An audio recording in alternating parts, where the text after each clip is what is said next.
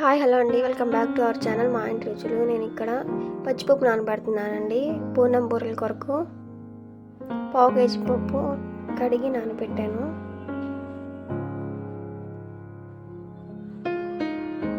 తర్వాత కుక్కర్లో వేస్తున్నట్టు చూపిస్తున్నానండి. ఇక్కడ ఒక కప్పు వాటర్ వేసేసుకోండి.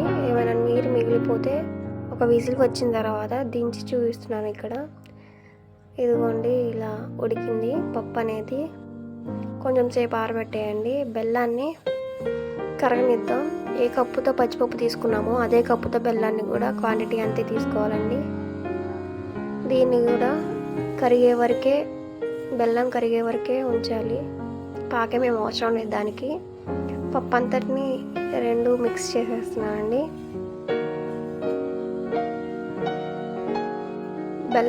బెల్లం అనేది పప్పుకి పట్టాలి, అందుకే చివరిగా నెయ్యి వేస్తున్నాను. ప్యాన్ నుంచి సపరేట్ అయ్యే వరకు మనం పప్పుని ఇలా చేయాలండి.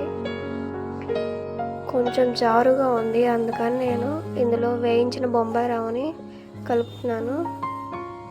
2 స్పూన్స్ యాడ్ చేస్తున్నానండి.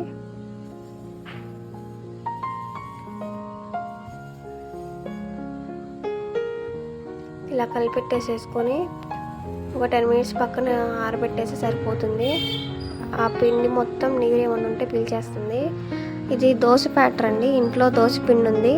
దీంట్లో కొద్దిగా షుగర్ వేసేసి ప్రిపేర్ చేస్తున్నాను. కళాయిలో ఆయిల్ వేసాను.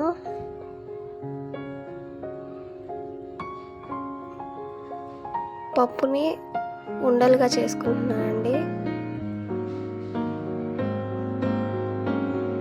పప్పు ఇలా ఉండాలి, లడ్డు చేసుకోలేలా. అదిగోండి, ఇలా లడ్డు చేసుకున్నాను.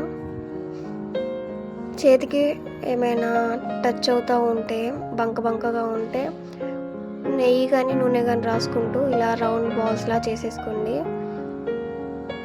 ఇలా పిండిలో ముంచేసి నూనెలో డ్రాప్ చేసేయడమేనండి. మీకు కావాలంటే స్పూన్తో కూడా వేసుకోవచ్చు. నేనైతే ఇక్కడ చేత్తోనే వేసేస్తున్నాను. అలాగే దోశ పిండి ఏమైనా నీరు ఎక్కువ ఉంటే అందులో మైదా పిండి వేసుకోండి. ఒక పావు కప్పు వేసుకుంటే సరిపోద్ది. ఎందుకంటే పూర్ణం ముంచి వేసుకోవడానికి వీలుంటుంది అన్నమాట. ఇలా ఒక్కొక్కటి కళాయికి సరిపోయిన పట్టేసి వేయించుకోవడమే. ఇంతేనండి పూర్ణం చేసుకునే విధానం. Thanks for watching. Please subscribe to my channel.